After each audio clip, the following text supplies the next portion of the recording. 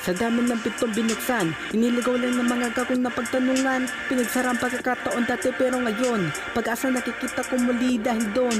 Sa pangalan narinig, Panginoon, ang dahilan kung bakit yung tao nasa ibaba ngayon tinitingalan ng marami.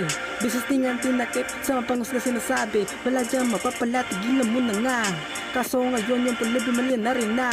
Inakala ko ang akala nila dati, kaya nga di ko inakala na mangyayari. Panaginip sa katotohanan pa rin na nanaginip. Nagising di makapaniwala, kakaisip namamangha parang mahika. Di makapaniwala, ganito ang tao, sa Diyos may tiwala.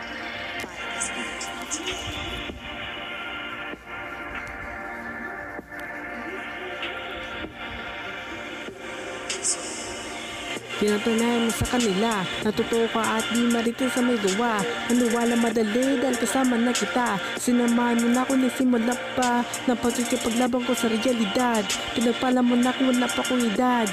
Nakikita sa akin kapangyarihan mo na katutok. Pinakit mo ako na narito sa pinakatuktok.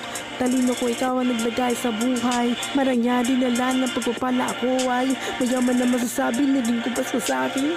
Nagbigay daan na muntikan maligaw and pinagpala mo ko kaya naging mayaman. Pinaulan mo ng bigay yung umaapaw. Kaya pamumuhay ko masagana sa kahirapan, malayo dahil pinagpala mo ko araw-araw.